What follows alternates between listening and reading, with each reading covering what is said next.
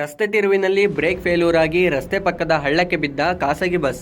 25ಕ್ಕೂ ಹೆಚ್ಚು ಜನರಿಗೆ ಗಾಯ, ಹಲವರ ಸ್ಥಿತಿ ಗಂಭೀರ. ಪ್ರಯಾಣಿಕನ ನಿಯಂತ್ರಣ ತಪ್ಪಿ ಖಾಸಗಿ ಬಸ್ ಪಲ್ಟಿಯಾಗಿರುವ ಘಟನೆ ಕನಕಪುರ ತಾಲೂಕಿನ ಸಂಗಮದಲ್ಲಿ ನಡೆದಿದೆ. ಸಂಗಮ ಮೇಕೆದಾಟು ವೀಕ್ಷಣೆ ಮಾಡಲು ಸುಮಾರು 40ರಿಂದ 50 ಜನ ತುಂಬಿದ್ದ ಖಾಸಗಿ ಬಸ್ ಮೊದಲ ತಿರುವಿನಲ್ಲಿ ಉರುಳಿ ಬಿದ್ದಿದೆ.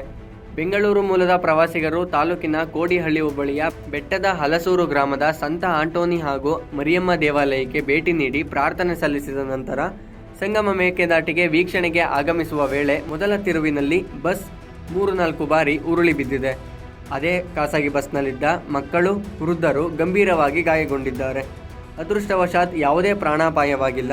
ಗಾಯಾಳುಗಳಿಗೆ ದೊಡ್ಡ ಹಾಲಹಳ್ಳಿ ಪ್ರಾಥಮಿಕ ಆರೋಗ್ಯ ಕೇಂದ್ರದಲ್ಲಿ ಪ್ರಥಮ ಚಿಕಿತ್ಸೆ ನೀಡಿ ಹೆಚ್ಚಿನ ಚಿಕಿತ್ಸೆಗಾಗಿ ಆರೋಹಳ್ಳಿ ಡಾಕ್ಟರ್ ಚಂದ್ರಮ್ಮ ದಯಾನಂದ ಸಾಗರ ಆಸ್ಪತ್ರೆಗೆ ದಾಖಲು ಮಾಡಲಾಗಿದೆ. ಈ ಅಪಘಾತ ನಡೆದ ಸ್ಥಳದಲ್ಲೇ ಮತ್ತೊಂದು ಪ್ರವಾಸಿಗರಿಂದ ತುಂಬಿದ್ದ ಖಾಸಗಿ ಬಸ್ ಕೂಡ ಚಾಲಕನ ನಿಯಂತ್ರಣ ತಪ್ಪಿ ಮರಕ್ಕೆ ಗುದ್ದಿದೆ.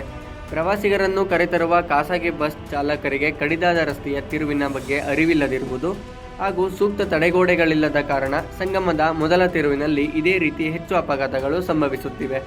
ಇದಕ್ಕೂ ಮೊದಲು ಹಲವಾರು ಬಾರಿ ಸಾರಿಗೆ ಸಂಸ್ಥೆ ಬಸ್ಗಳು ಹಾಗೂ ಖಾಸಗಿ ಬಸ್ಗಳು ಅಪಘಾತಕ್ಕೊಳಗಾಗಿದ್ದವು. ಇದೇ ಸ್ಥಳದಲ್ಲಿ ಈಗ ಈ ಖಾಸಗಿ ಬಸ್ ಉರುಳಿ ಬಿದ್ದಿದೆ. ಸಂಬಂಧಪಟ್ಟ ಅಧಿಕಾರಿಗಳು ಅಪಘಾತ ನಿಯಂತ್ರಣಕ್ಕೆ ಸೂಚನಾ ಫಲಕಗಳು ಹಾಗೂ ಸೂಕ್ತವಾದ ತಡೆಗೋಡೆ ನಿರ್ಮಾಣ ಮಾಡಿ ಪ್ರಯಾಣಿಕರ ಪ್ರಾಣಕ್ಕೆ ರಕ್ಷಣೆ ನೀಡಬೇಕೆಂದು ಸಾರ್ವಜನಿಕರ ಆಗ್ರಹವಾಗಿದೆ.